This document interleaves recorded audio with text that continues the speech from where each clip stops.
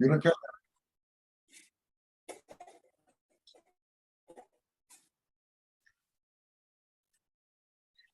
Jadi tingkat keilahian bisa meningkat kalau kita sudah enlightenment ya, udah tercerahkan ya.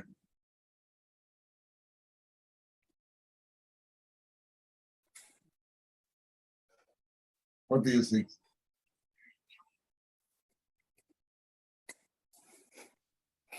Saya lanjut bisa? Ya, lanjut Pak. Nah, lalu ini ya. You will never speak to anyone more than you speak to yourself in your head. Be kind to yourself. Ini nasihatnya Ibu Rini sebenarnya. Resonans banget, Bu. Kan Ibu Rini nasihatin ke saya ini kan. Because I ask you advice kan. Because you never give advice kalau nggak ditanya kan. You will never speak to anyone more than you speak to yourself in your head. In your head dengan siapa nih Pak Nuk bicaranya? Ya pasti dengan adjuster, dengan yang di dalam, nggak siapa lagi. Saya enggak Pak, bicaranya with my intellectual terus. Oh, intelektual. Ya, dengan enteleki, saya kasih judul enteleki gitu. Jadi saya ikutin urutan ini gitu ya. Nah, jadi di head saya ini kan saya merasa guilty, shame, menyalahkan diri saya sendiri. Itu kan saya nggak be kind to myself kan artinya. So, tapi gimana saya harus kind to myself kalau I don't understand yet? Karena feeling itu, feeling guilty and shame, real, I feel it gitu. Real, I feel. Jadi dari moralitas 1 sebelum kerilis itu gimana? Jadi I don't use my thought adjuster, Pak. I don't use my soul gitu. Jadi I use really with my knowledge aja gitu, sama wisdom yang saya punya. Nah, yang melunakkan itu kata-kata be kind to yourself gitu. Artinya kan saya persis yang saya bilang sama Alex, itu kan menyiksa diri sendiri. Saya kan menyiksa diri saya sendiri gitu. Pertanyaannya, Pak, how often, berapa sering kita bicara sama diri kita sendiri? Nggak bicara sama ini ya, satu dasar, sama diri kita sendiri, sama insight kita, hati nurani kita. Sering nggak kita melakukan? Lebih sering kita melakukan itu atau bicara sama satu jasa? Pak Yusuf mungkin bisa share, Pak. Bapak kan pengalaman, Pak. Kalau yang saya rasakan sendiri sih ya, mungkin ya ini dalam hitungan dalam sehari ya. Saya kira porsinya kurang dari sepertiganya Pak untuk bicara dengan diri sendiri itu. Ya kebanyakan kita yang kita pikirkan itu yang di luar kita gitu ya. Yang di luar kita, apakah itu masalah apalah, termasuk mikirin orang lain gitu ya. Nah, tapi kita secara jujur bicara dengan diri sendiri itu, kalaulah misalnya di dalam sehari itu seperempat saja itu sudah bagus saya kira. Nah itu kan istilah Pak Arita tadi inteleki ya. Inteleki. Nah, kemudian kalau pengalaman saya mungkin sekarang inteleki itu saya ganti dengan ya bicara dengan adjuster gitu lah. Walaupun mungkin saya sering rasakan juga ya, itu lebih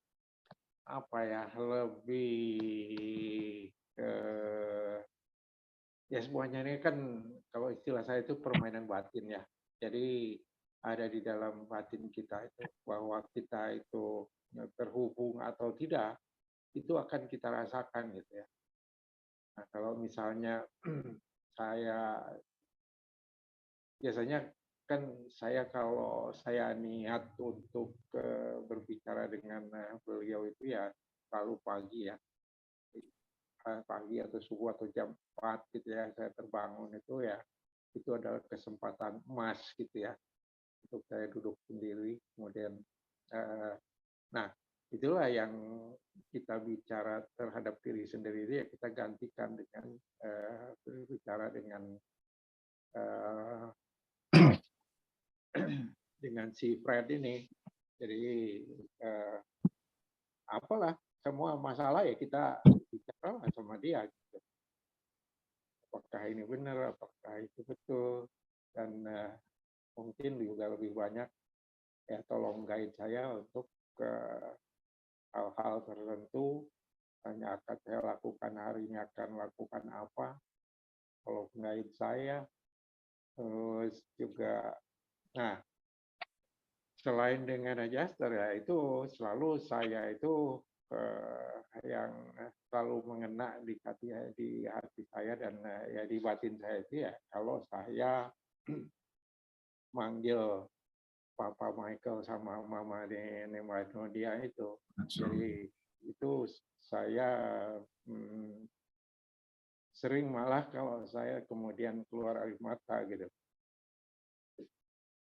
Nah, kalau saya rasakan ya ini adalah pertanda ya saya terhubung gitu.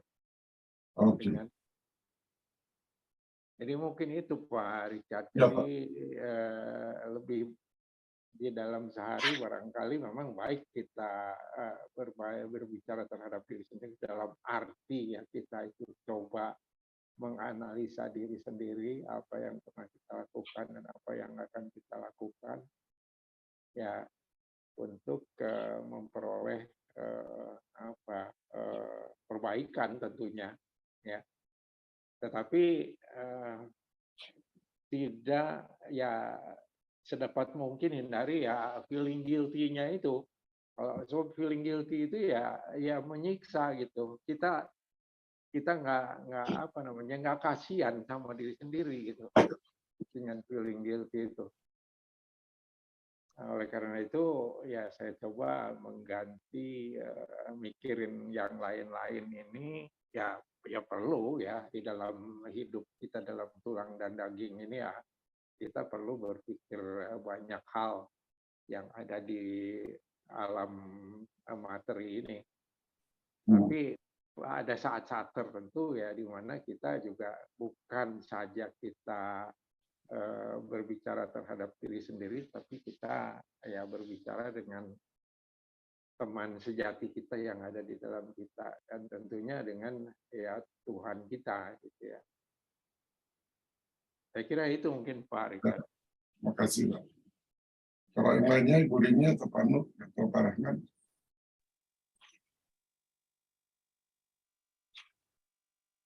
Kalau dari pengalaman saya, Mak, memang saya banyak.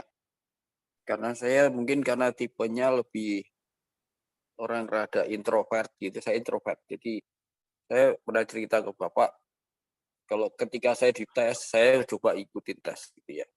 Lebih seimbang memang. Tapi yang dominan adalah NTP. NTP itu tipe kepribadian yang cocoknya untuk programmer, orang-orang yang mikir sendiri, apa-apa dipikir sendiri, apa-apa nggak tanya sama orang lain, nggak usah, kadang-kadang dia merancang apa-apa sendiri gitu. Yang memang jadi banyak sekali pergumulan batin yang saya pikir sendiri, saya alami sendiri. Jadi itu memang banyak. Percakapan dengan diri sendiri, jadi percakapan dengan pikiran saya sendiri, dengan bahkan saya melihat perasaan-perasaan saya melihat saya kadang marah, kadang itu saya pergumulan dalam batin saya dan kadang saya nanya pada adjuster saya kenapa, kadang-kadang saya marahin loh, saya marahin. Kenapa engkau malah mengizinkan saya melalui kayak begini? Saya marah. Terus tidak dijawab, tapi kemudian belakangan jawabnya pelan-pelan, sedikit gitu caranya. Tidak langsung saya marah itu waktu itu. Nah, berapa kali saya marah. Kenapa gitu. Tapi ya itulah, itu suatu percakapan memang nyata di dalam batin kita, mungkin dengan pikiran kita sendiri atau dengan roh Tuhan yang ada di dalam kita atau Bapa kita. Tapi yang bagi saya menarik ini Pak, tadi yang mengenai comfort zone tadi. Comfort zone itu ternyata terkait dengan tipe kepribadiannya juga gitu saya lihat. Jadi setiap orang itu punya tipe kepribadian orang itu punya comfort zone masing-masing. Itu Oke. beda-beda. Jadi ada yang karena dia memang tipenya kayak begitu, dia senang begitu, dia punya hobi begitu, ya itu comfort zone-nya dia nggak mau keluar dari itu. Dan untuk membreak comfort zone itu yang menjadi masalah. Dan bagi saya itu jadi persoalan besar ya, kadang-kadang saya marah. Karena disengaja melalui peristiwa-peristiwa yang membuat saya jadi, ya itu, saya nggak ngerti kenapa ini mesti terjadi gitu.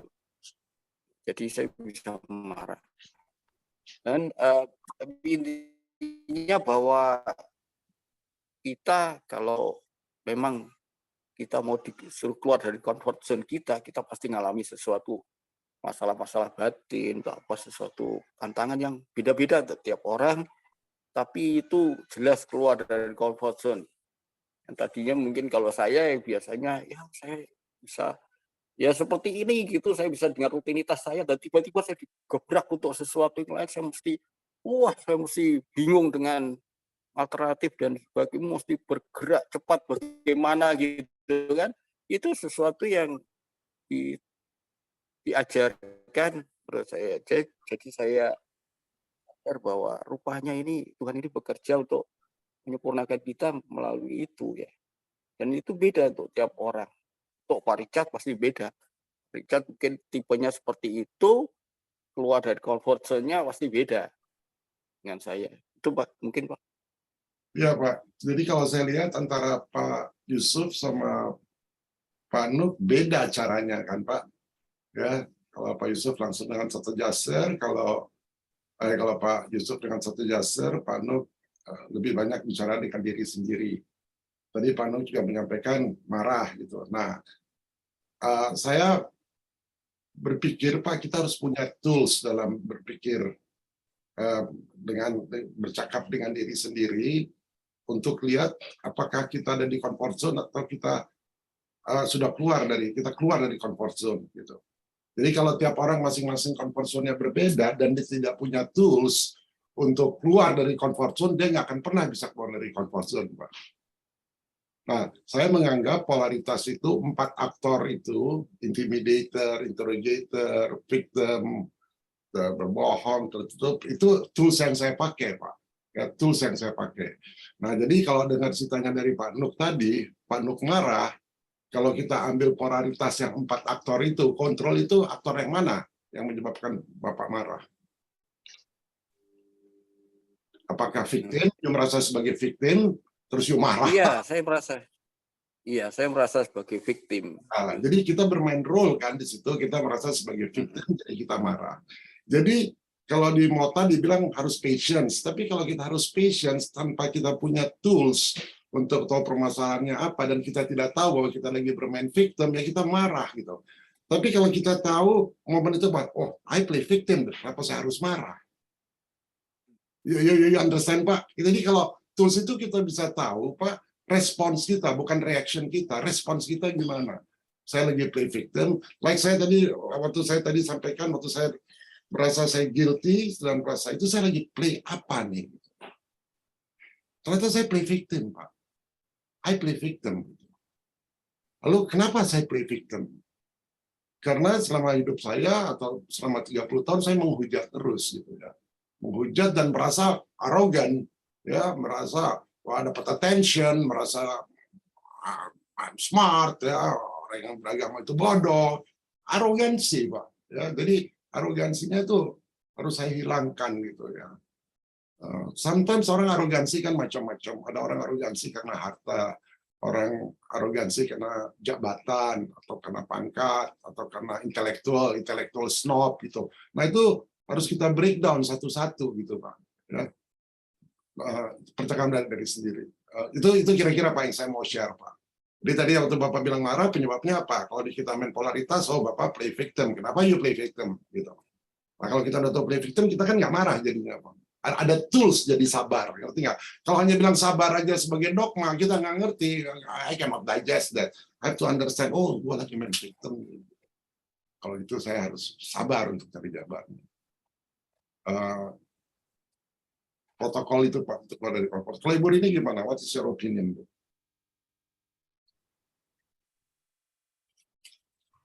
Mungkin kita kasih kesempatan Mas Rahman dulu untuk sharing.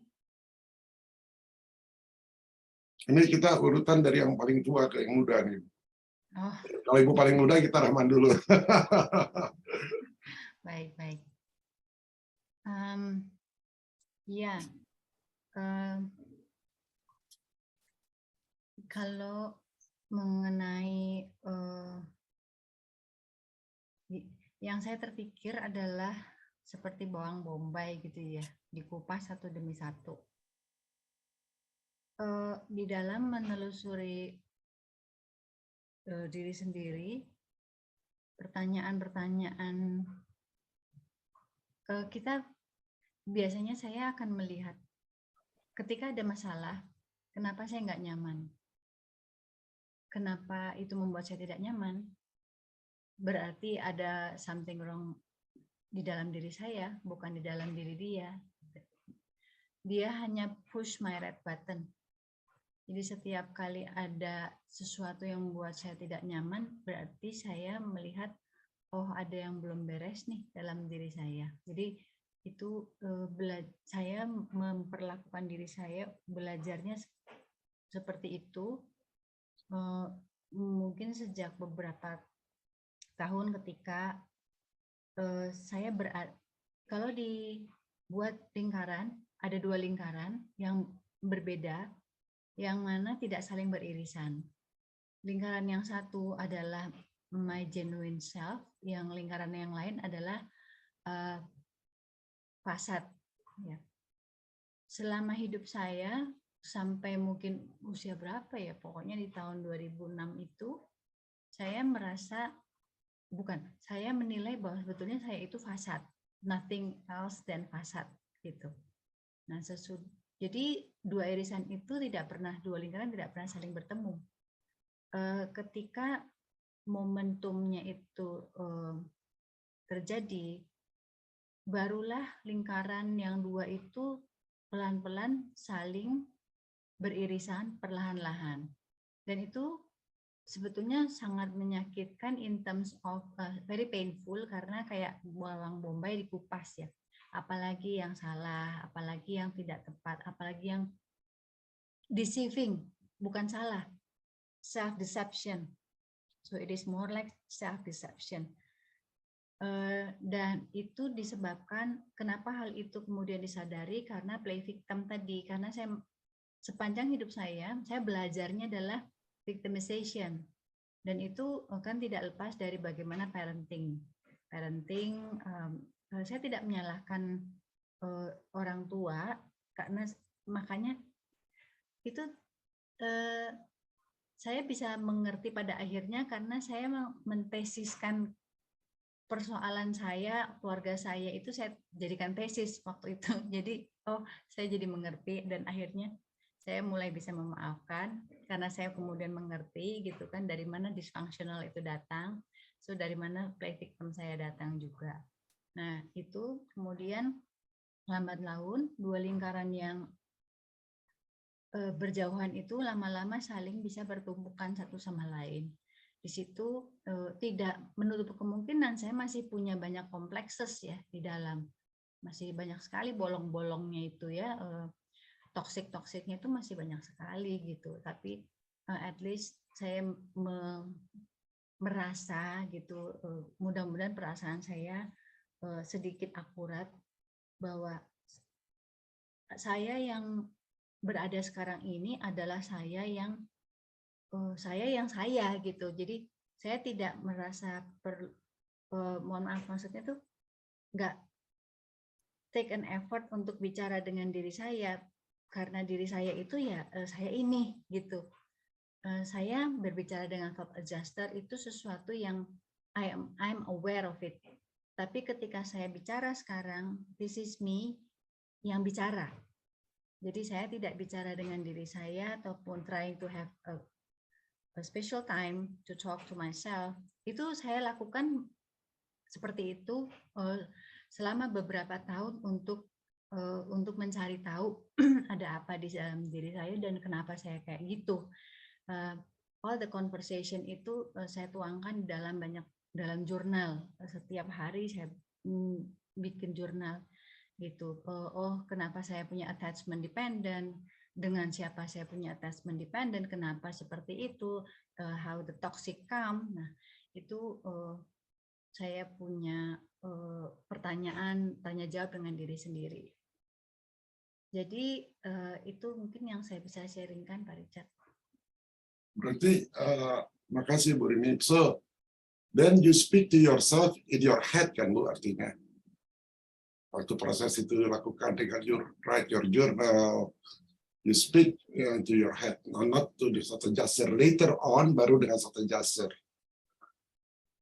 Karena kalau dengar dari cerita Ayu, kan you analyze yourself and you speak yourself in your head dan dituangkan dalam jurnal itu kan.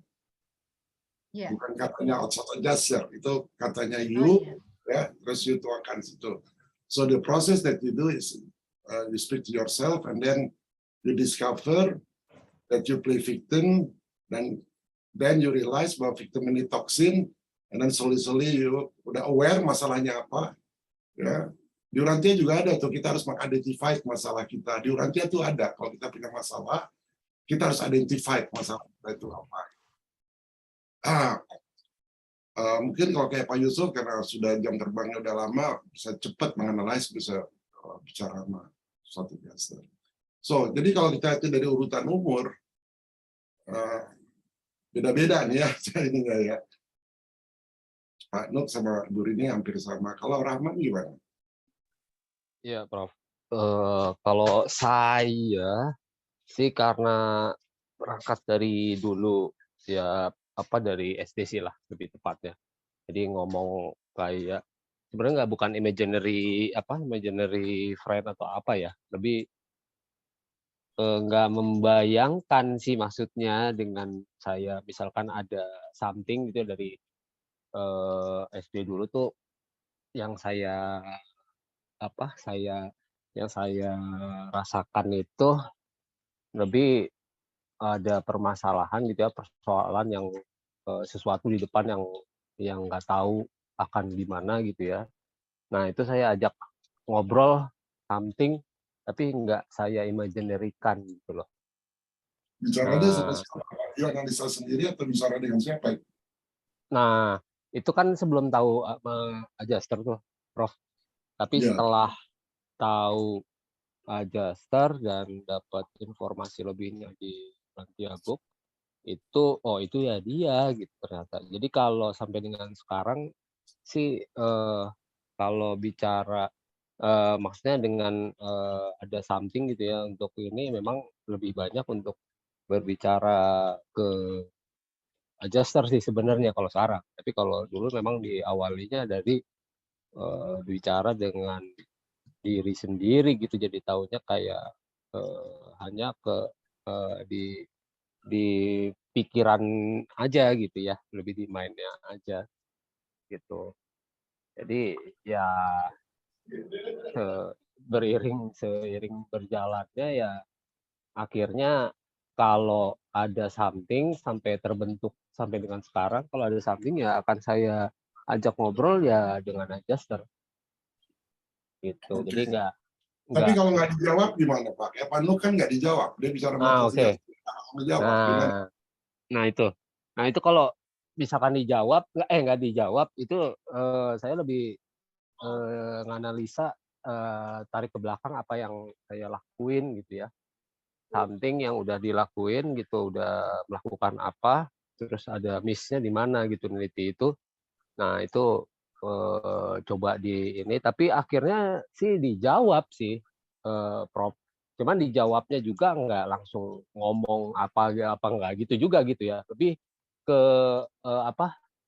ke sesuatu yang saya lagi lakukan gitu ya, terus ada something yang muncul, entah itu informasi, entah itu bentukannya solusi dari itu gitu ya, munculnya begitu gitu, lebih ke situnya gitu dibandingin ke jawabannya sendiri sih gitu.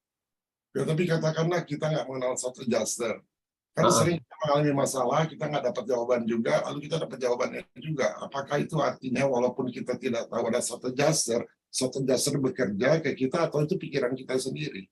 That's the question. Nah, betul, Prof. Ini pikiran. Kalau saya dari pengalaman yang saya dapetin nih ya, dari hasilnya, Prof. Jadi kalau si adjuster meng-guide something gitu atau kasih solusi something, itu akan impact-nya tuh ke kitanya jadi lebih baik dan ke lingkungan pun akan baik. Jadi enggak. Tapi kan itu bisa jadi karena intelek kita kan, karena kemampuan kita menghadapi hidup, bukan karena adjuster yang bicara dengan kita. Kenapa saya nanya ini ya? Kenapa saya nanya ini ya? Karena kalau tiap kali kita ngomong sama satu adjuster dijawab, kita nggak ada kesulitan dalam hidup. Betul. Padahal kita harus ada kesulitan dalam hidup. Jadi kita harus do our effort dulu gitu ya. Kita tahu bersama-sama, tapi kita harus lakukan our part gitu ya. Ya. Karena akhirnya lakukan kan kita kan. Iya, betul, Prof. Oh. Iya, ya Nah. itu yang akhirnya kayak ini nggak dijawab nih, misalkan kita tanyakan something gitu ya, ada problem apa. Nah, lebih ke kitanya itu doing something, lakukan sesuatu terlebih dahulu gitu ya, yang nanti pas begitu baru ada tuh, Prof. Kalau saya sih ya seperti itu ya, baru. Jadi harus ada perubahan di kitanya gitu ya. Jadi kalau kita doing something yang sama, yang sebelumnya tetap kita lakukan hal yang sama gitu ya, dengan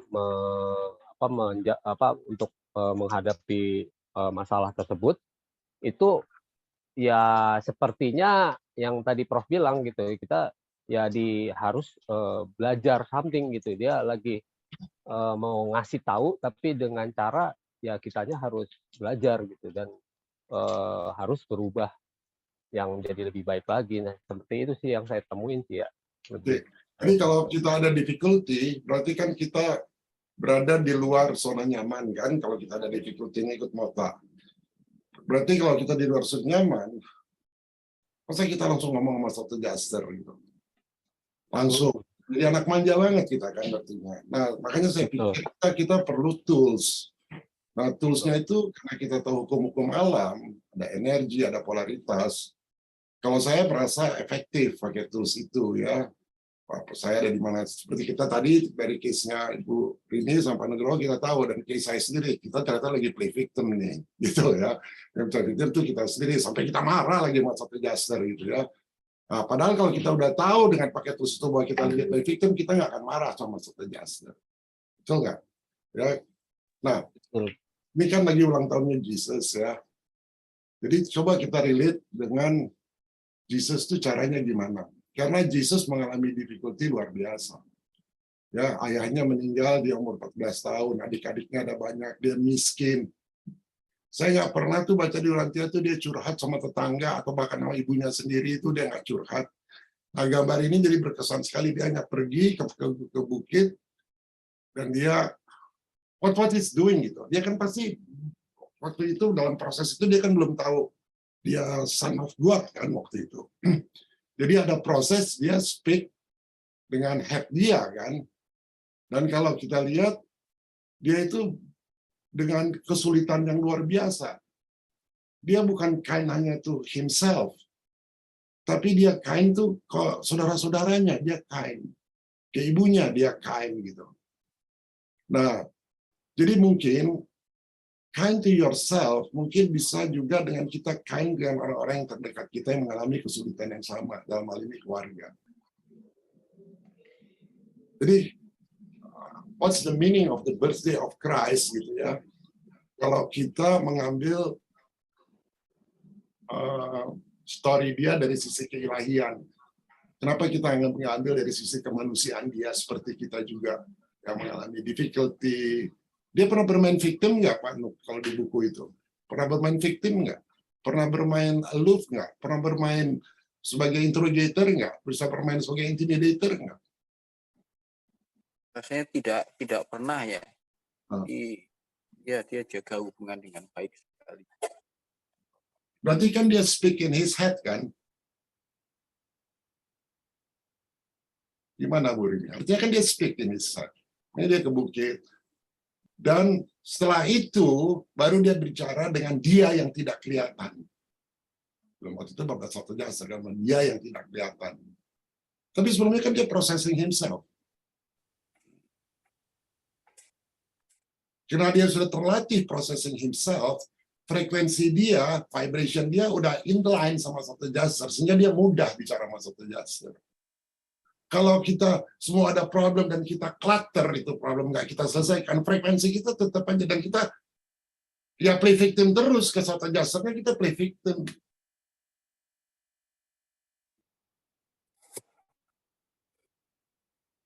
Bisa menjebak kita jadi spiritually jadi males kalau menurut saya. Gimana Ibu Rini melihat itu?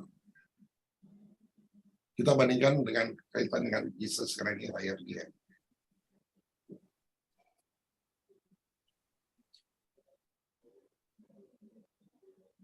Ada krisis yang dilakukan, yang sering dilakukan, yang saya baca adalah pergi menyendiri untuk ya selalu mencari waktu untuk sendiri dan mencoba memecahkan, menguraikan masalahnya, tidak dengan berkonsultasi dengan orang-orang. Nah, kita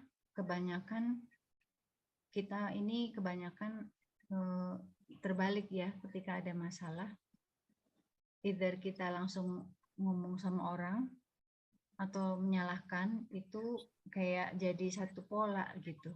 Yeah. Sehingga kita projecting our defenses ke orang lain, akhirnya kita susah untuk mendapat kesadaran sebetulnya esensi masalahnya itu ada di saya misalnya.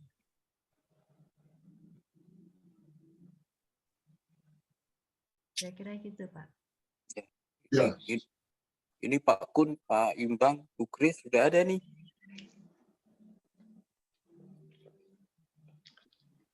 Selamat malam para sahabat, mohon maaf agak telat tadi, kurang fit, jadi agak tidur dulu sebentar. Malam Pak Imbang. Malam, Pak. Siapa Yusuf? Semua Ibu Rini, Bro, Ibu Grace, Pak Nuk. Oh, nggak ada di layar ya? Nggak kelihatan di layar, Bu Rin? Ada Pak. Oh, ada ya? Tapi Bu Grace belum muncul.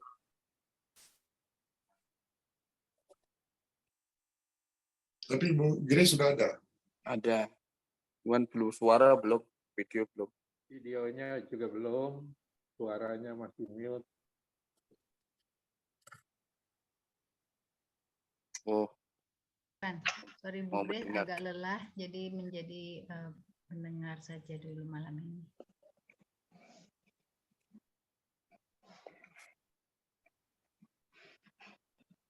Rahman hilangnya. Nah, kalau kembali lagi ya, ini ulang tahunnya Jesus, bro. 21, bukan 25 Desember. Kalau di Ranca itu 21 Agustus. Jadi kita lagi relate kehidupan kita dengan dia gitu ya. Tadi barusan kita bicara kalau kita punya problem, kita bicara sama siapa? Gitu. Oke, sama satu jaster. Kalau sama satu jaster, terus-terusan, apakah kita bukan playing victim jadinya? Oh, gue begini lo, ngadu ke dia, nggak pernah effort kita sendiri-sendiri. Gitu. Ceritanya Pak Nugroho seru tadi, malah satu jaster dia marahin tuh, mereka kasih jawaban. Kan?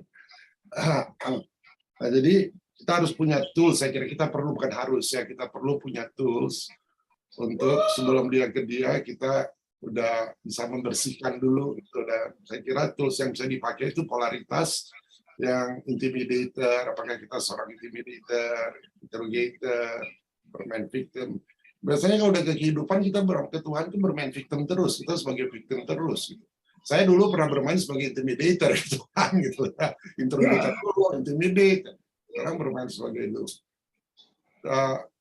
Kita lihat Yesus itu punya adik ya 7 orang atau 8 orang ya Pak ya. Hidupnya susah, tapi kita nggak pernah lihat dia curhat. Omong selalu dia proses in his head gitu ya. dengan dia pergi ke bukit. Dan kalau kita lihat juga tadi ada slide nomor 1, knowing others is wisdom. Dia bisa ngerti sekali masalah orang kan, kalau di situ kan orang ngomong ini dia punya wisdom. Tapi dia knowing himself loh, knowing himself. Makanya dia enlightenment. Nah, kita knowing ourselves enggak gitu. Kan harusnya Citra dia itu menjadi inspirasi buat kita kan.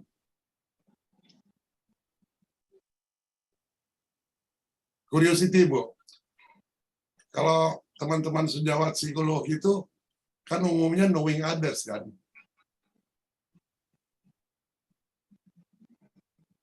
Ada pepatah mengatakan psikologi untuk Anda. Buat sebetulnya yang benar adalah psikologi untuk saya.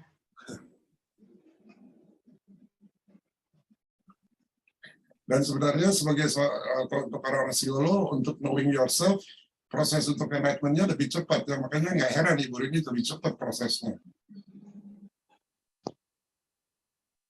Tapi kan melalui banyak topan dan badai, Pak Richard. Ya, but you have the tools kan? You have the tools. You can share tools-nya tadi. Kan nulis, kan ada tools-nya, Bu. In your way.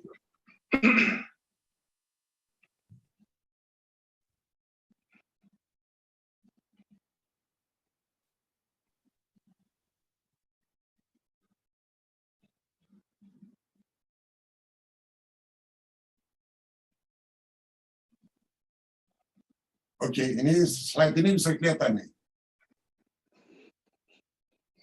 You were never in a relationship. You were in manipulationship. How true it is?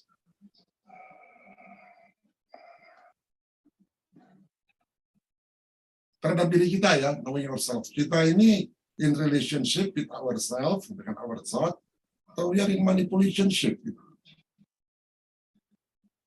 Nah, tools yang mau dipakai apa?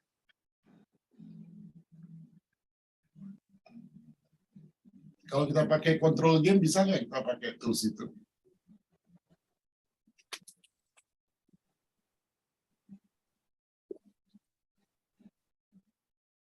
Kan lebih memudahkan kalau ada tools itu. Nggak bisa langsung ke thought adjuster kan, terus-terusan kita. Jadi tingkat keilahian itu meningkat. Kita harus kerja dulu atau kita ngadu ke thought adjuster kasih jalan terus tingkat keilahian kita meningkat. Atau we have to processing in our head. Harus ada tools-tools yang kita punya. Seperti Andon dan Fonta, dia kan nggak kontak thought adjuster. Dia tuh mempertahankan dirinya sendiri, karena semua kan dia proses ini. Makanya tingkat keilahiannya jadi meningkat.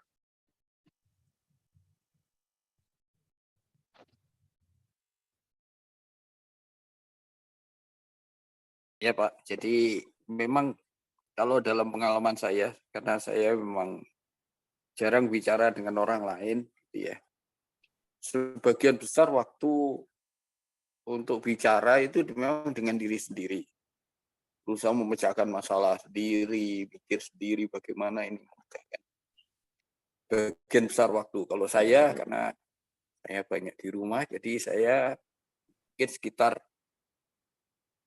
bisa bilang 70% ya pikir sendiri. Kemudian baru ada berapa saat-saat tertentu di mana saya ngomong ke adjuster.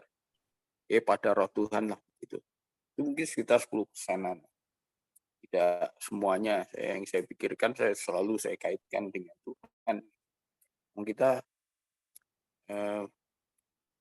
tetapi itu biasanya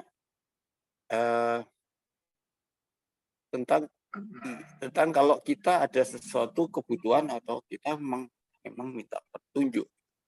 Tapi biasanya juga adjuster juga ngomong langsung melalui kalau kita lagi mikir sesuatu, kadang-kadang ada timbul pemikiran-pemikiran yang seperti normal, seperti natural gitu muncul dalam pikiran saya oh iya benar ya ini.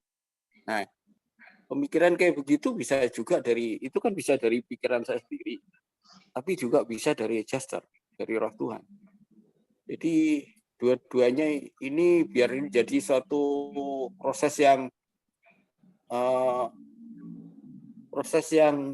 menyatulah gitu ya, jangan dipisah-pisahkan gitu. Saya lagi ngomong siapa, ya sudah ini pikiran kita. Gitu. Ini menurut saya begitu.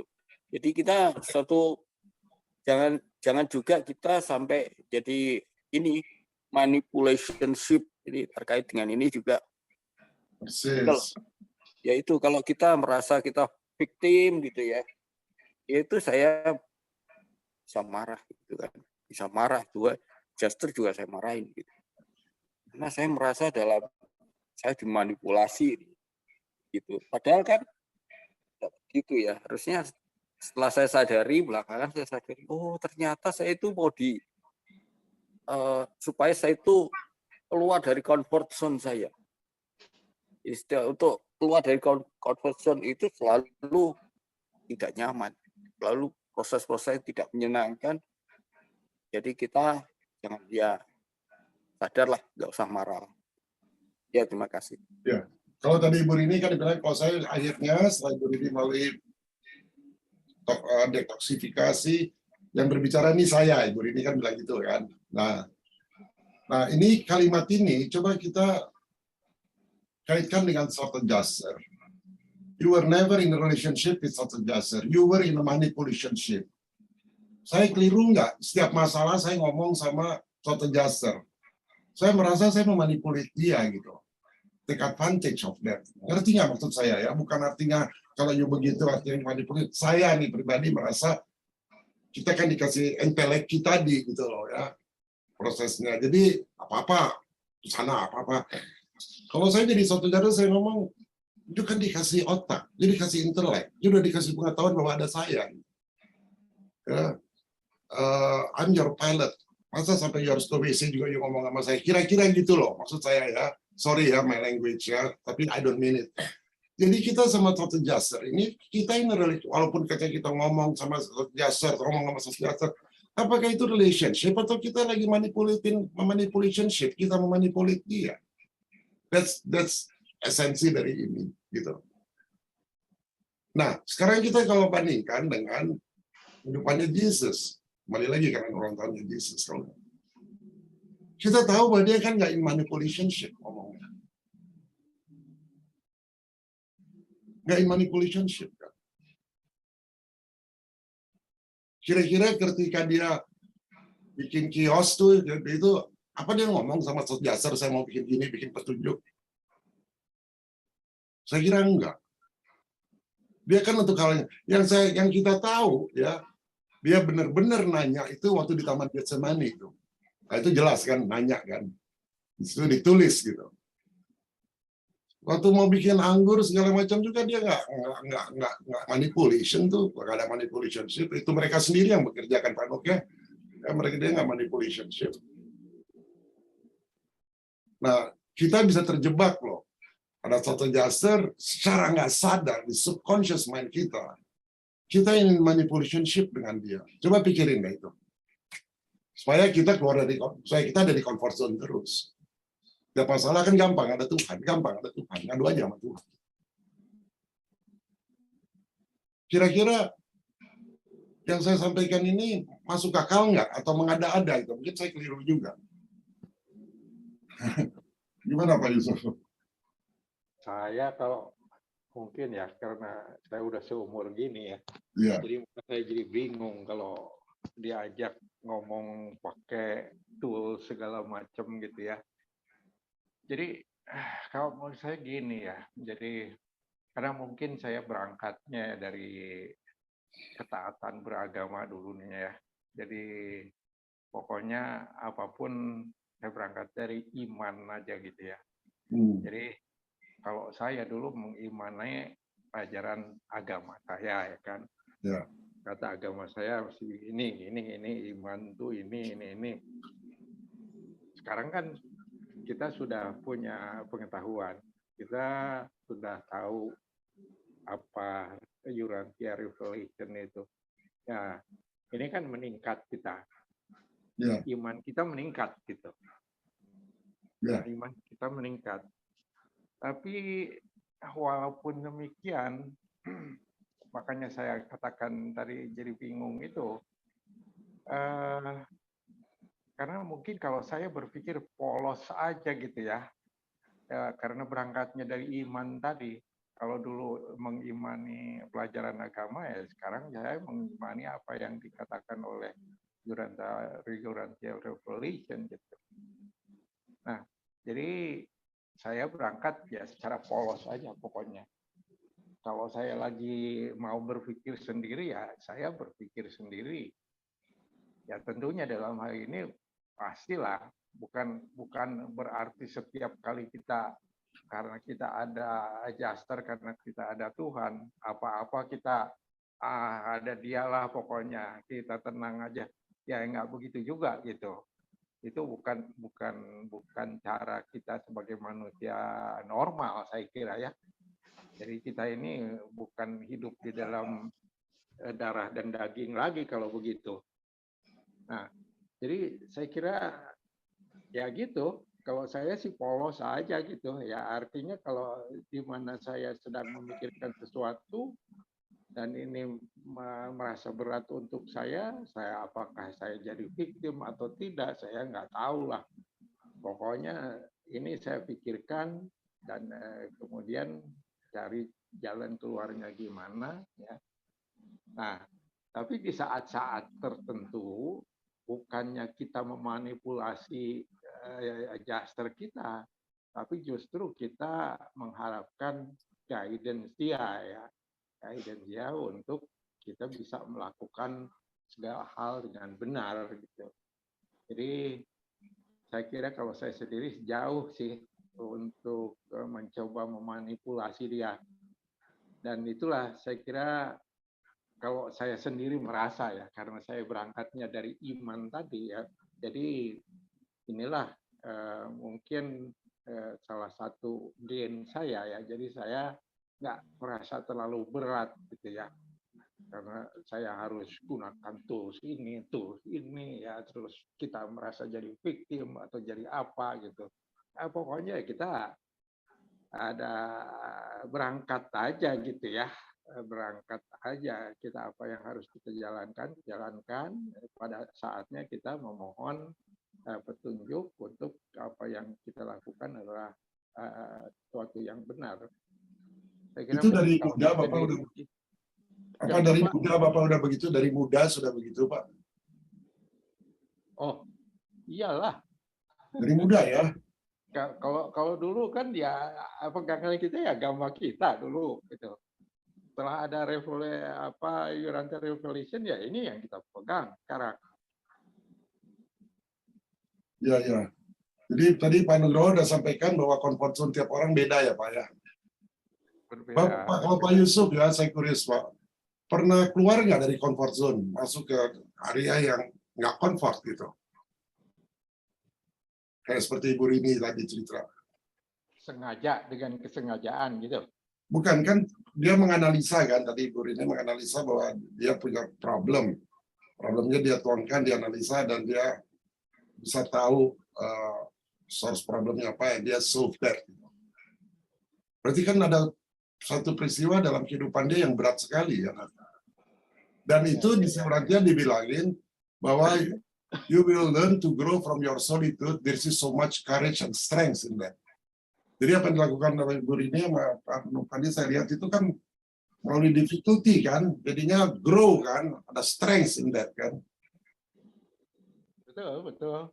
Saya kira setiap orang pasti mengalami difficulty ya, dan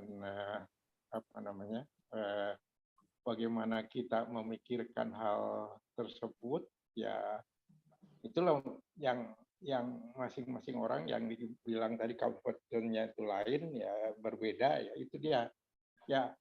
Artinya saya mengakui ya bahwa suatu ketika ya sama gitu, semua orang pasti mengalami suatu kesulitan dan kita keluar dari comfort zone kita. Hanya saja mungkin caranya, kalau saya sih nggak memarahi suatu adjuster ya, tapi lebih banyak oke, kita bersabar saja ya, sambil berusaha terus ya, Jadi yang lebih kita pikirkan itu adalah bagaimana kira-kira solusinya, dan itu seperti saya katakan pada saat-saat tertentu ya kita minta bimbingan dan minta petunjuknya supaya kita bisa menyelesaikan sesuatu itu dengan baik dan benar. Oke, kalau begitu Pak, kalau sekarang kita talk with our head dan kita lakukan solutionnya dengan yang kita pikirkan, lalu kita ngomong sama Sojasser, saya mau melakukan ini, please give me sign supaya arah saya benar. Itu membuat hati kita lebih tenang kan, dibandingkan kalau kita nggak tahu ada Sojasser. Atau dibandingkan dengan Sojasser, show me the way. Akan beda sekali kalau I have a plan to do this and show me dalam perjalanannya, give me sign. Kalau saya minta sign, Pak. Saya selalu minta sign gitu. Jadi dia berbicara kepada saya itu melalui sign. Jadi sign tiba-tiba di TV ada cerita ini, tiba-tiba anak saya bawain itu sign gitu, semua sign. Dia berbicara dengan sign. Jadi saya mau in this way, kalau saya benar ya, gitu, kalau saya salah jalan saya minta sign gitu untuk diarahkan. Kalau nggak ada sign berarti saya jalan terus tuh arah itu. Tapi paling nggak hati saya lebih tenang, Pak. Jadi it's not asking Sojasser what is the solution, tapi asking the sign. Saya nggak tahu share tiap orang, barangkali saya bisa belajar dari yang lainnya how it. Kalau Imbang gimana, Bang? Imbang udah kayak Pak Yusuf juga, udah otomatis soalnya. Gini, saya tadi memang saya setuju ya, tiap orang itu pasti dia punya prinsip-prinsip sendiri, sehingga itu jadi hal yang nyaman lah kalau prinsip-prinsip itu tuh dia jalankan. Saya mengenai thought adjuster ini kan baru kenal setelah saya masuk di Urantia gitu ya. Tetapi sebelumnya sama dengan Pak Yusuf, saya orang Muslim itu, saya meyakini bahwa Tuhan saya itu selalu standby 24 jam gitu ya, untuk mendengar komplain, minta tolong, pengaduan, apapun juga lah gitu. Nah, setelah masuk di dalam Urantia ini, saya jadi tambah mantap dalam konteks komunikasi gitu ya. Bahkan begini, mungkin saya berbeda dengan yang lain gitu. Saya beranggapan bahwa Tuhan saya itu pinter banget gitu ya, hebat, pinter, dahsyat gitu ya. Jadi saya memposisikan dirinya jadi anak buah dia aja deh, lebih enak lah gitu. Kalau dia kasih tugas, pasti ada tandanya, fasilitasnya gitu ya. Nah, saya selalu baca gitu. Setiap hari ini saya dapat apa nih ya? Misalnya hari ini saya dapat uang, hari ini saya dapat teman baru, hari ini saya dapat informasi mengenai teknologi. Nah, saya meyakini bahwa itu adalah fasilitas yang Tuhan saya berikan itu untuk kemudian saya lihat apa sih gunanya yang saya dapat itu. Nah, kemudian saya evaluasi gitu. Oh, ternyata hari ini saya mesti nolong katakanlah si A, si B, si C gitu ya. Nah, dari apa yang saya punya itu saya bisa menolong mereka semua apa enggak. Nah, kalau kurang saya minta tambah gitu. Tuhan, saya minta tambah nih gitu ya. Bahwa ini kurangnya di mana gitu.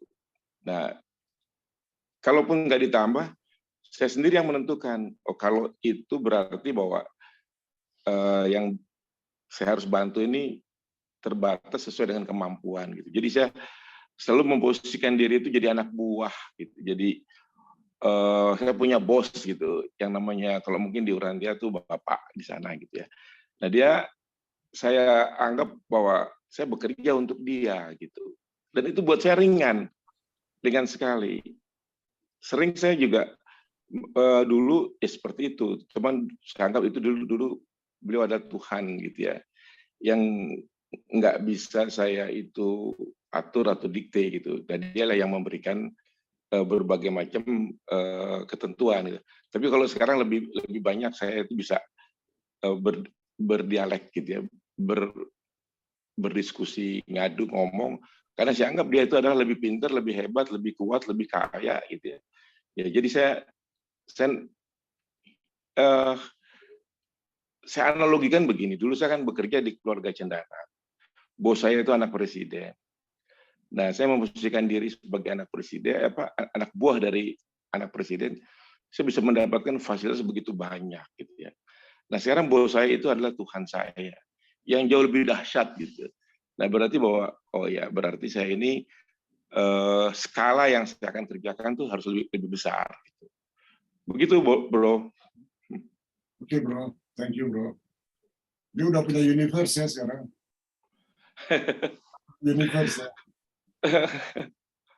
Punya sendiri dong. Para Pak Kun ya? Saya nggak lihat tuh.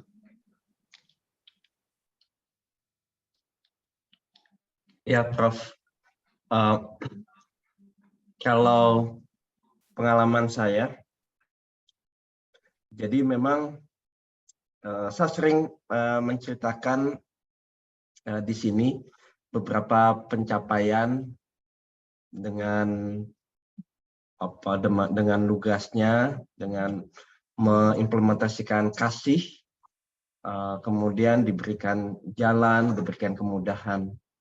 Tapi sebetulnya apa yang terjadi setelah itu sebetulnya nggak semudah apa yang dipikirkan ini. Jadi waktu saya sampaikan di acara ini bahwa terjadi kemudahan dan lain-lain, sebetulnya setelah itu saya diuji lagi. Saya diuji lagi dengan proporsi yang lebih besar lagi.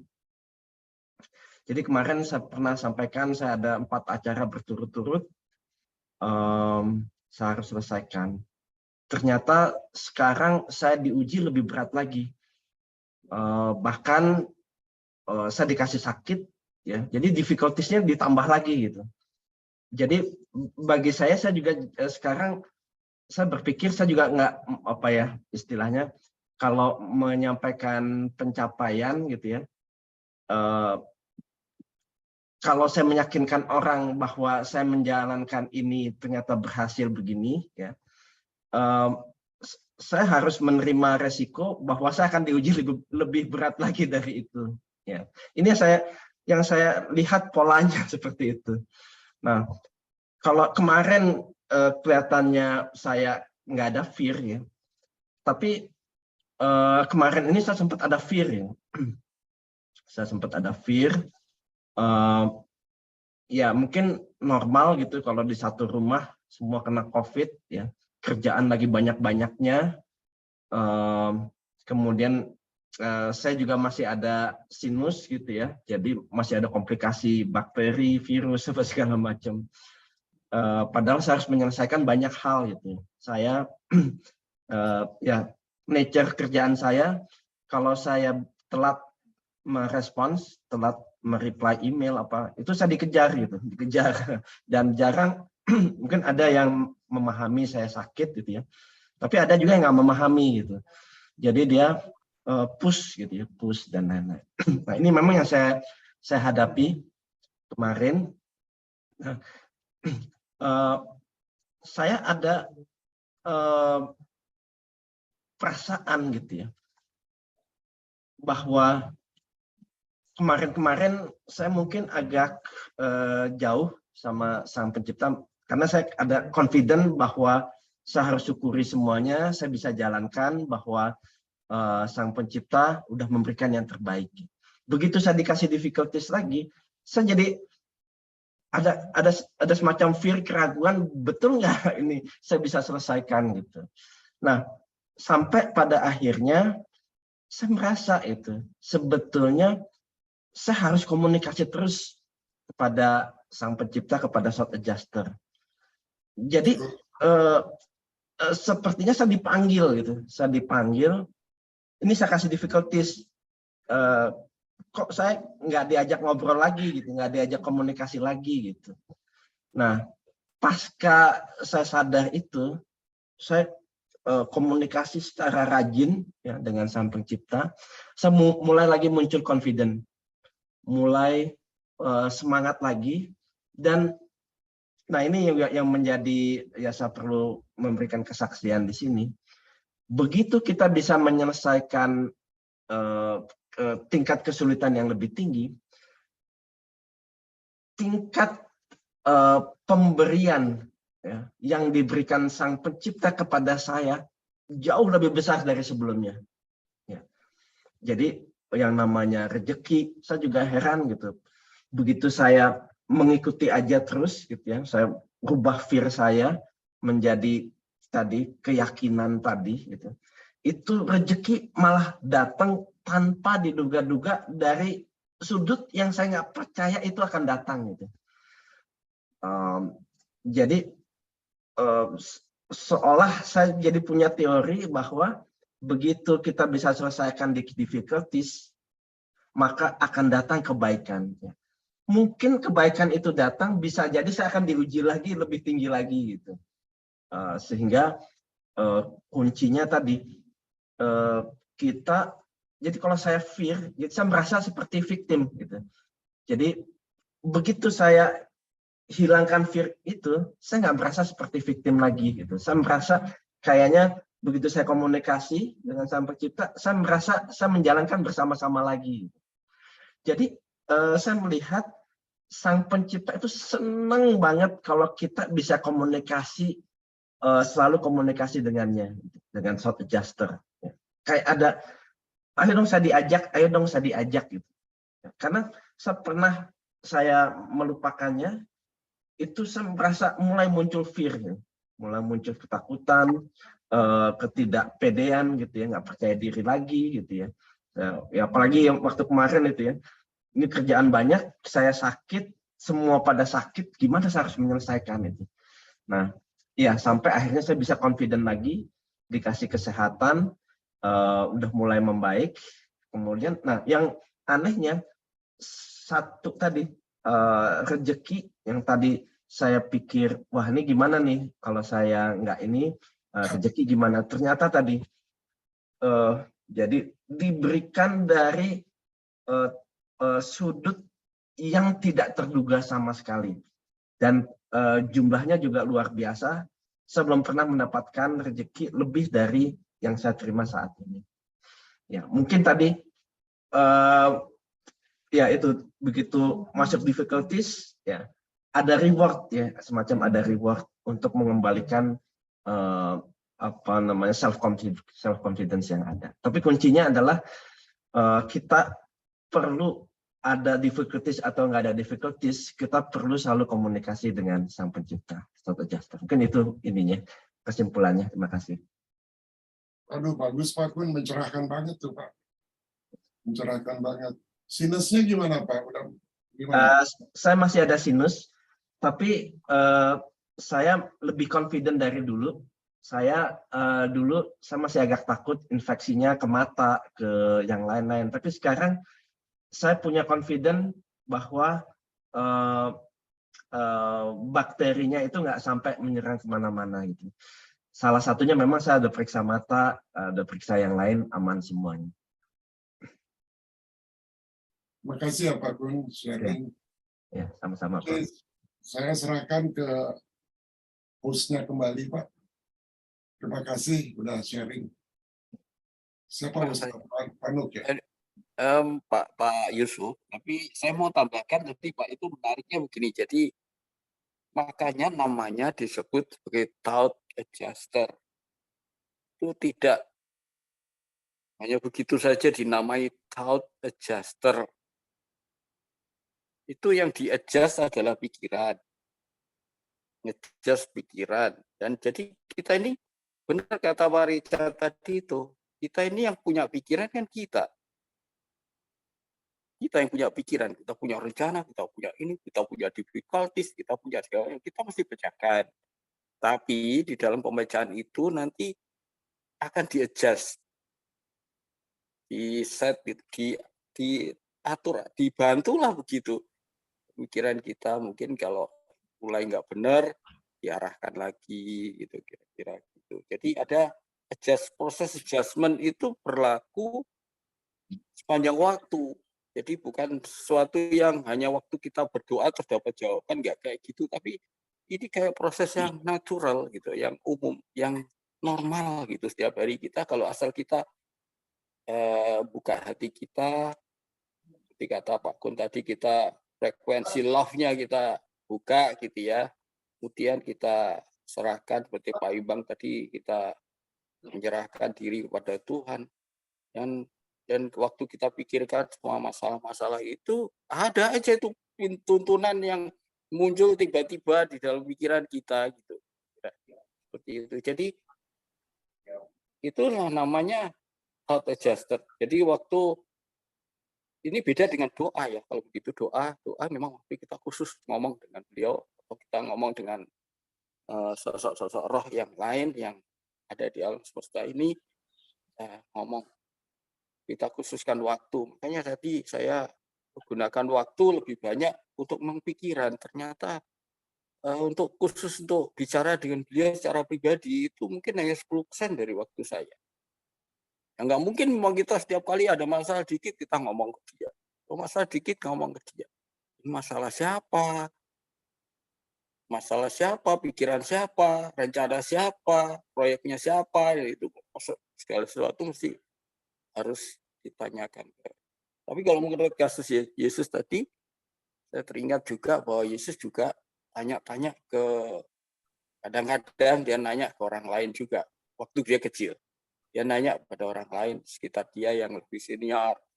Tapi tetap aja nanti keputusannya waktu dia sendirian mikirin masalah itu dengan pimpinan bapaknya. Ya, jadi proses pikiran itu sesuatu yang memang sudah embedded, sudah inherent, itu bisa dipengaruhi oleh Tuhan. Itu sudah memang desainnya kita gitu kayak begitu. Jadi kita nggak usah khawatir aja. Bahwa Tuhan bisa ikut campur dalam masalah-masalah kita dengan cara-cara yang normal. Mungkin itu tambah dari saya, Pak.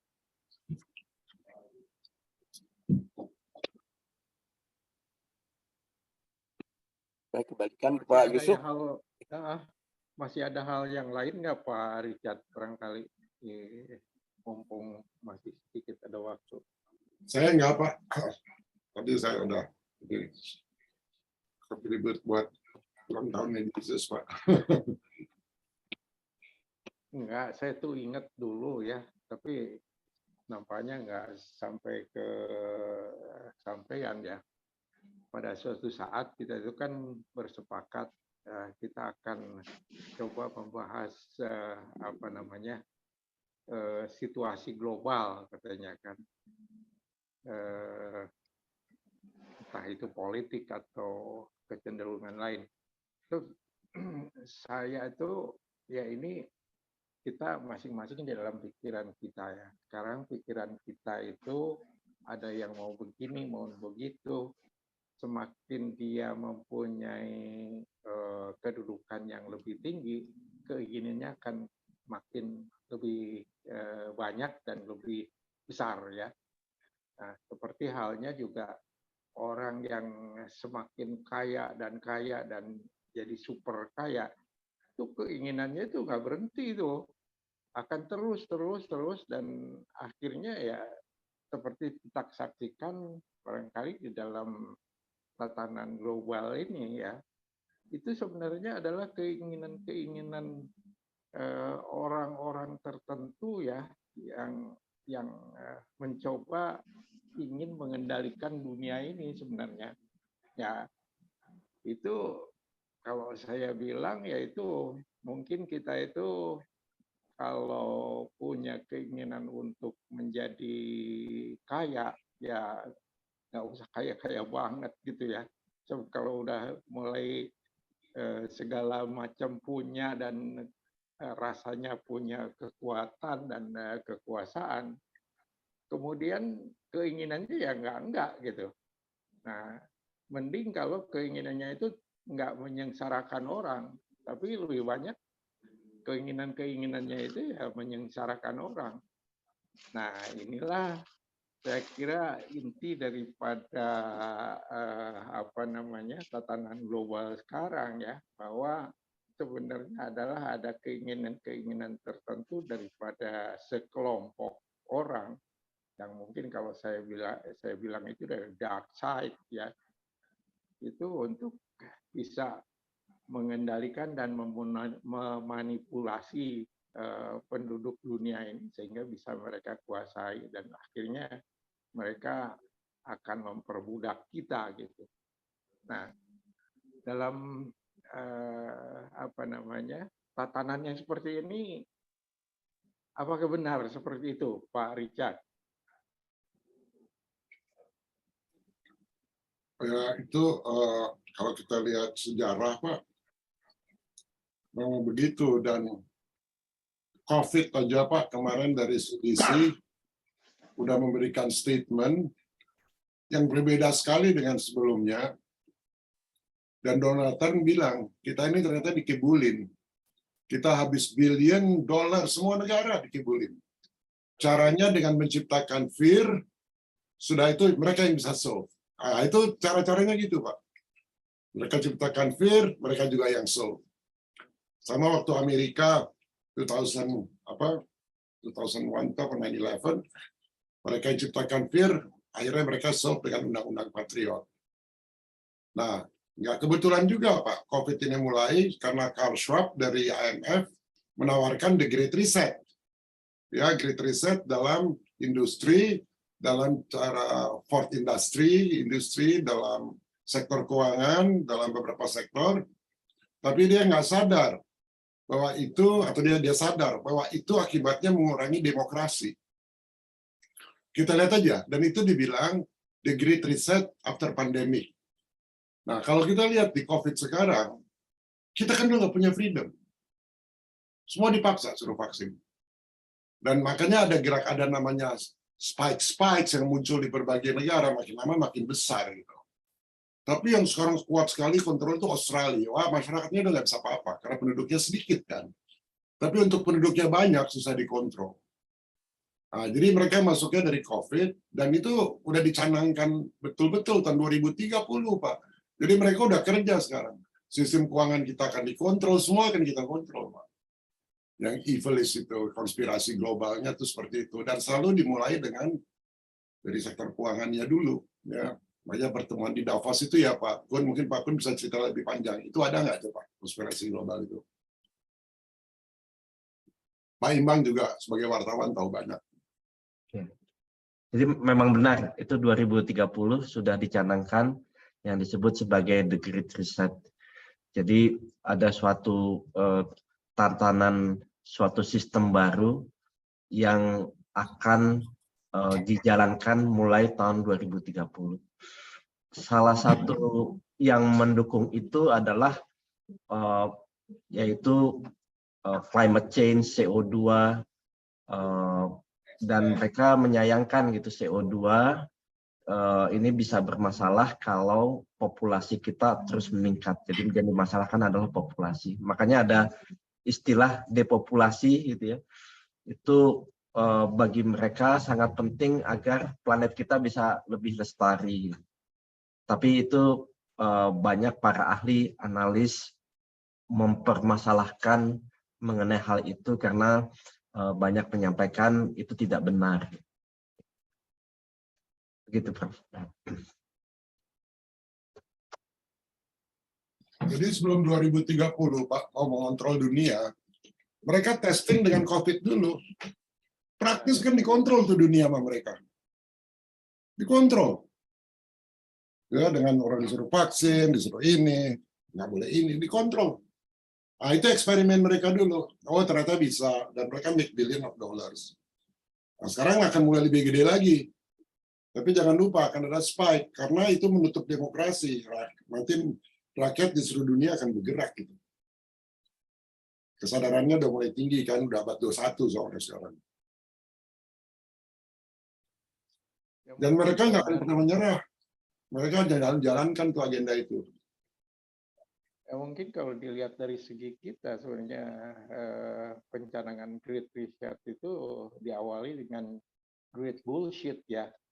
Jadi saya kira di dalam hal ini enggak.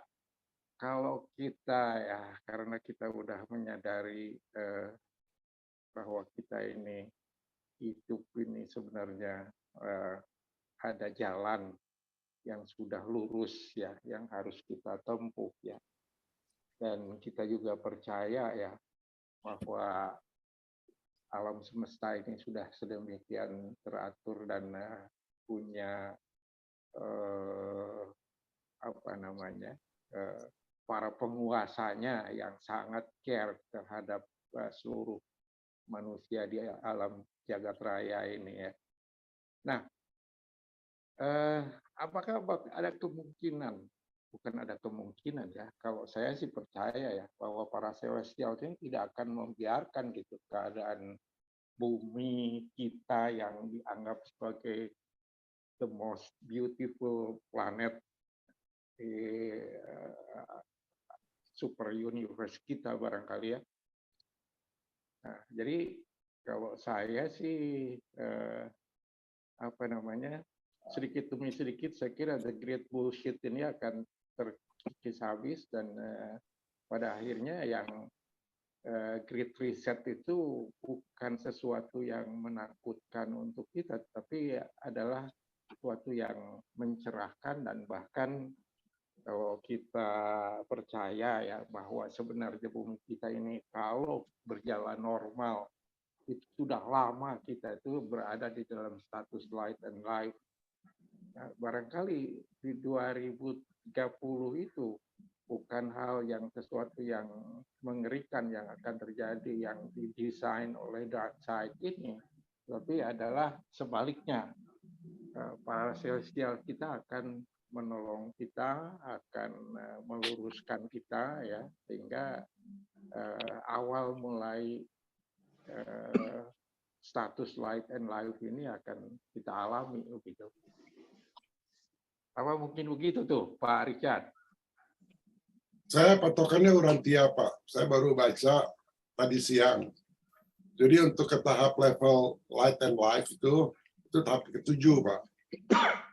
Nah, kita ini ada di tahap ke-4, very materialistic. Jadi kita harus masuk ke tahap ke-5. Tahap ke-5 akan dicirikan dengan pemikiran-pemikiran filsafat. Ya. Nah, sekarang pemikiran-pemikiran filsafat kan belum ada, Pak. Yang baru ada ini kan pemikiran filsafat Mota ini kan baru kita mulai, Pak. Nah, karena sekarang eranya adalah materialistik. Itu di Urantia ditulis, 7 step. 4D memang, 4D sekarang ini. 4D. Material dan ditulis materi, Pak. Jadi, materi ini kan belum puncaknya, Pak. Nah, puncaknya saya kira 2030 itu. Mereka mulai dengan 2020 dengan COVID, dan masih ada 6 tahun lagi, ya, 8 tahun lagi. Dan akan bahkan banyak orang yang akan kesulitan, Pak. COVID aja 2 tahun udah kesulitan secara ekonomi kita. Apalagi nanti. Nah, tujuannya apa, Pak? Tujuannya untuk mengontrol tadi, control game. Control game, mengintimidasi, itu menghabisi, kita mau dihabisi. Tapi kan pasti ada spikes nanti, Pak. Nah, tahu saya, celestial being itu turun, Pak. Kalau memang sangat membahayakan dunia, Pak. Contohnya nuklir. Untuk nuklir, beberapa kali celestial being intervensi, Midway Years intervensi. Saya tahu ini karena ya remote viewing lah, Pak, dengan teman-teman yang biasa gitu, intervensi benar-benaran, Pak. Ya, mereka nggak mau dunia ini hancur, ini kan eksperimen mereka. Ya. Dan setiap eksperimen apakah dilakukan oleh manusia atau celestial being, pasti kontrolnya, polaritasnya pola kontrol kan, tapi kontrol yang positif, kayak kemarin minggu lalu Pak ini ngomong, Pak Yusuf, kontrol positif, Pak. Kemudian hope, kalau lihat hope nih, Pak ya, negara kira-kira yang tidak mau ikut dalam konspirasi ini, ada Pak negara, saya kira Rusia yang tidak akan mau, Pak, tidak akan melawan. Timbang gimana pendapatnya, Pak?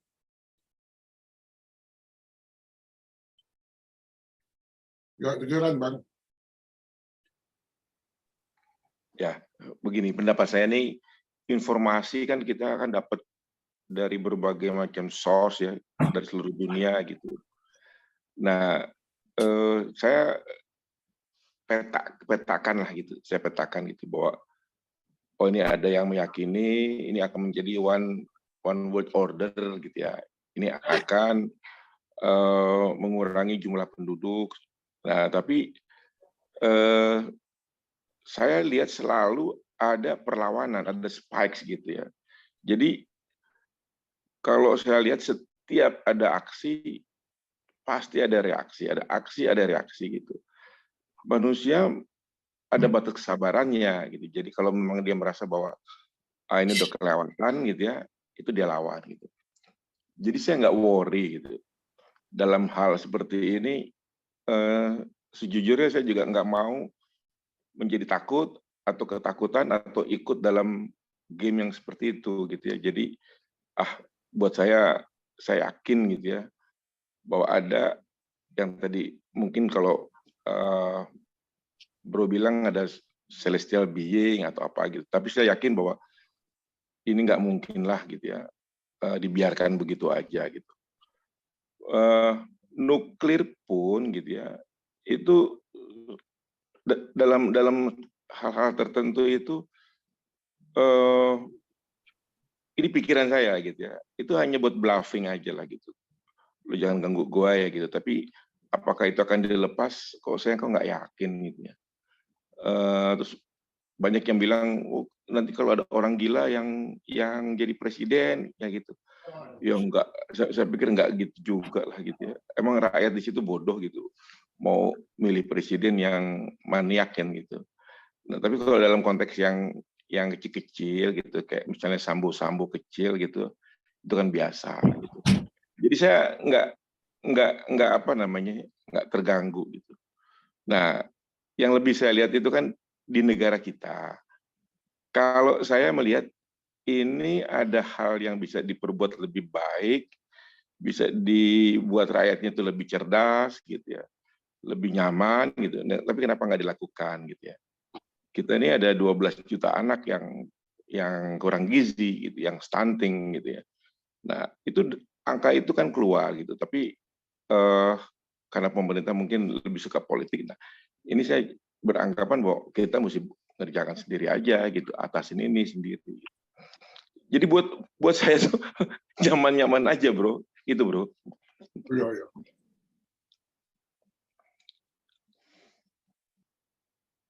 Ya, saya pikir juga begitu Pak Imbang ya.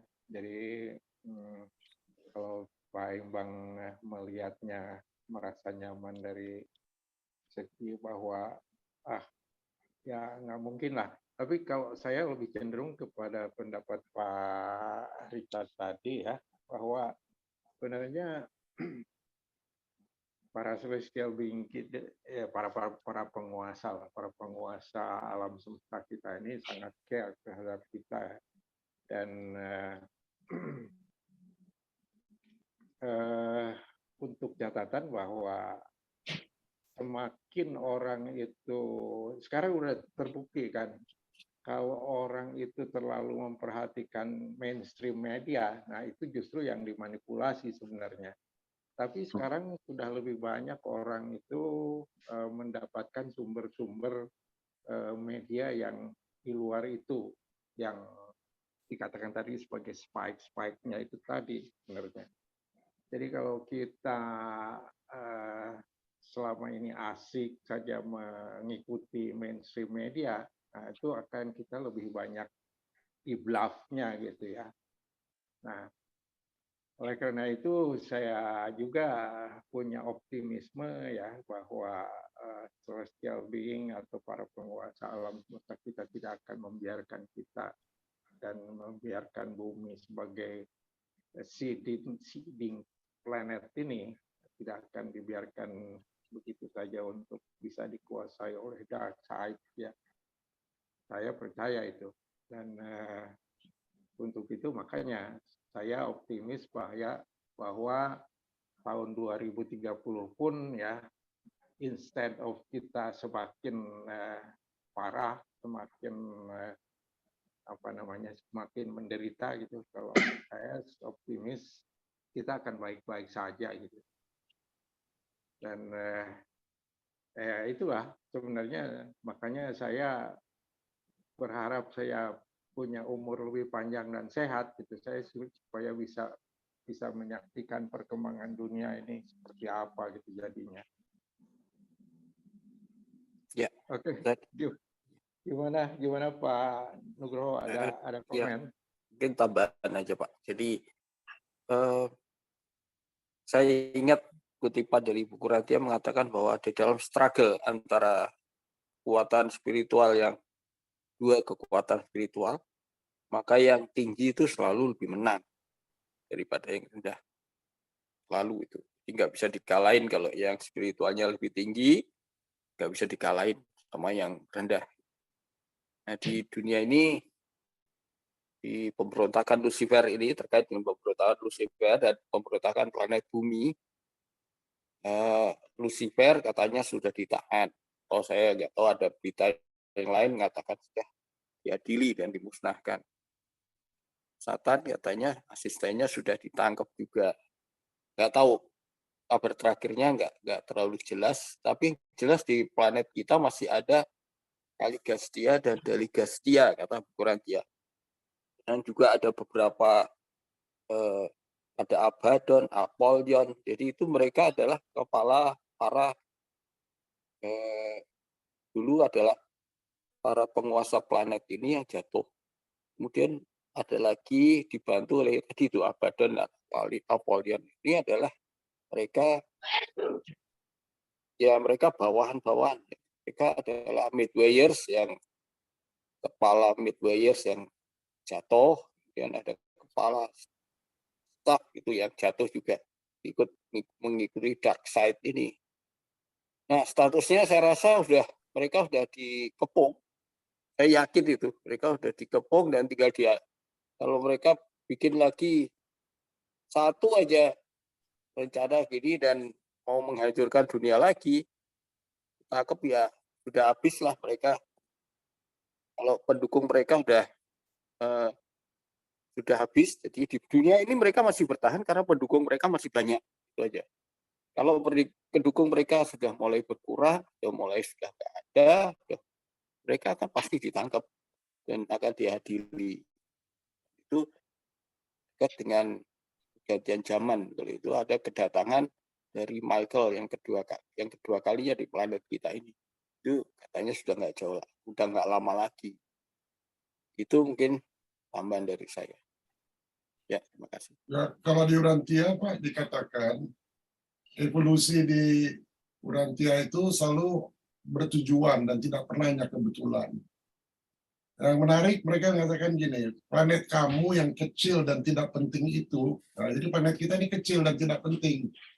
Planet kamu yang kecil dan tidak penting itu menjadi perhatian alam semesta lokal. Artinya celestial being itu memperhatikan kan. Kenapa? Kenapa memperhatikan? Hanya karena planet itu adalah dunia rumah fana Yesus dari Nazaret.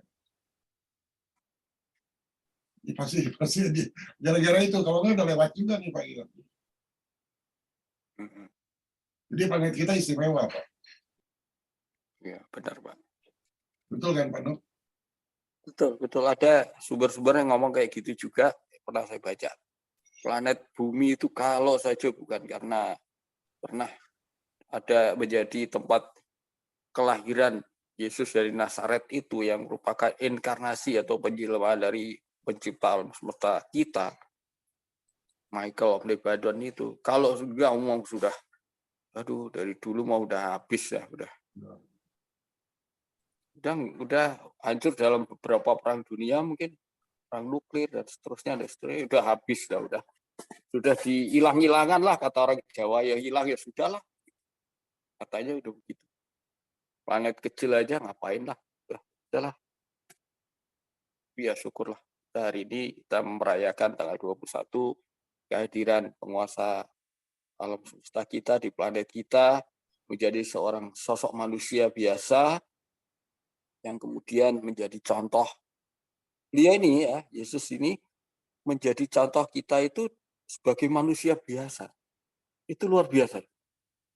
Menjadi contoh dalam hidup ini bagaimana, tadi udah ceritakan bagaimana waktu menyelesaikan masalah, menerima kesulitan itu besar, bagaimana berinteraksi dengan adjusternya, berinteraksi dengan orang-orang sekitarnya, kemudian bagaimana dia yang banyak sekali yang bisa kita pelajari dari kehidupannya, dan bagaimana sampai ke perjuangannya waktu menghadapi kematian, ya, beliau ini tidak mau menggunakan kekerasan, tidak menggunakan power apapun, dia menyerahkan diri itu aja tanpa kekerasan, tanpa perlawanan kepada musuh-musuhnya, kemudian diperlakukan tidak manusiawi seperti itu. Sampai detik terakhir pun tidak melawan dan tidak membela diri. Dan ternyata proses kematian beliau juga sama dengan manusia biasa gitu. Dan yang akan kita jalani juga masuk ke alam rohanianya itu juga sama. Yesus itu menjalani proses yang sama seperti manusia biasa seperti kita. Itu hebatnya. Jadi seorang sosok ilahi turun menjadi manusia biasa dan menjadi contoh bagi manusia itu bagaimana hidup menjalani kehendak Tuhan Bapa di surga, Bapaknya di surga. Jadi kalau Yesus itu sering bilang kepada murid-muridnya, aku ini datang ke dunia karena disuruh oleh Bapakku, diutus oleh Bapakku. Dan semua yang aku lakukan di sini ini juga yang aku lihat pada diri Bapakku. Jadi aku lihat sendiri. Di sana aku lihat Bapakku melakukan ini, aku melakukan ini juga kepada kamu. Jadi beliau ini mengajarkan kasih kepada kita, mengajarkan ampunan, mengajarkan perbuatan baik, pelayanan pada kita. Itu semua itu ya dilakukan oleh Bapa kita di surga juga begitu. Diajarin ke Yesus dan Yesus ngajarin ke umat manusia. Itulah mungkin tambah dari saya dari mengenai pentingnya part 4 yang hari ini kita rayakan kelahiran dari Yesus itu. Ini itu. Terima kasih, Pak. Baik, masih ada yang mau komen? Silakan. Saya komen Pak, waktu dari Gastia itu pemberontakan itu ya, itu kan kehidupan manusia sulit banget Pak. Kayaknya udah mau kiamat tuh kan. Waktu Adam datang juga, waduh sulitnya luar biasa. Di situ dibilang, ya nggak bisa menggambarkan lah sulitnya Adam itu. Tapi kan survive juga Pak. Karena di Urantia juga dia mengatakan ya, bahwa mereka itu mengagumi manusia gitu ya, karena manusia itu punya kegigihan gitu. Dia bicara mengenai laki-laki yang melindungi perempuan dan anaknya dua dari singa dengan pengetahuan yang terbatas gitu, tapi mereka punya courage gitu. Nah, kaitannya dengan celestial being, kenapa dia akan datang, Pak? Itu di 113, Pak, paper 113. Itu dikatakan gini, Pak. Malaikat itu begitu dekat kamu dan begitu peduli penuh perasaan kepada kamu. Walaupun mereka itu mau memberi, mereka tidak bisa meneteskan air mata secara fisik, walaupun mereka tidak memiliki badan jasmani, ya, serafim nih ya, tidak pula memiliki sayap. Serafim nggak memiliki sayap nih. Tapi mereka memiliki emosi-emosi rohani, dan mereka betul-betul mengalami perasaan dan sentimen yang bersifat rohani yang dalam. Hal-hal tertentu bisa dibandingkan dengan emosi-emosi manusia. Jadi serafim bertindak untuk kepentinganmu cukup independen terhadap permohonan-permohonan langsungmu. Independen, Pak. Walaupun kita worry, atau dia akan bertindak apa yang mereka bagus. Karena apa? Independen. Karena mereka melaksanakan perintah dari atasan-atasan mereka. Dan begitulah mereka bekerja terlepas dari keinginan mendadak atau perubahan suasana hatimu. Itu tidak berarti bahwa kamu tidak dapat membuat tugas-tugas mereka lebih mudah atau lebih sulit. Melainkan malaikat tidak langsung berurusan dengan permohonan atau dengan doamu. Namun, para malaikat mengembangkan suatu perhatian yang mendalam untuk rekan-rekan manusia mereka. Ini yang penting nih, Pak. Para malaikat mengembangkan suatu perhatian mendalam untuk rekan-rekan manusia mereka. Dan kamu akan, dalam koma, jika saja kamu bisa melihat serafim, kamu akan mengembangkan perhatian yang hangat untuk mereka. Dalam setiap cara yang mungkin konsisten dengan market kepribadianmu, mereka akan mempengaruhi kamu dalam kondisi apapun, Tidak pernah malaikat ini turut campur dengan perbuatan bebas dari kehendak manusia. Jadi mereka tergantung kehendak kita, Pak. Nah, saya kira yang pernah lihat serafim ya, di bumi ini banyak, Pak. Bisa berhubungan. Ya, yang saya tahu 2 orang, Pak. Yang saya pribadi kenal gitu ya. Jadi mereka concern juga dengan keadaan ini, dan mereka punya berhubungan langsung. Itu Pak, komentar dari saya, ikut campurnya celestial being. Ya, baik. Ada yang mau nambahkan lagi? Silakan. Kalau tidak, barangkali sudah jam 10 lewat, seperempat jam. Oleh karena itu, barangkali kita cukupkan sampai di sini diskusi kita hari Minggu malam ini. Mudah-mudahan ada manfaatnya dan kita bisa lebih maju dengan signifikan lagi. Saya kira untuk itu saya ucapkan terima kasih.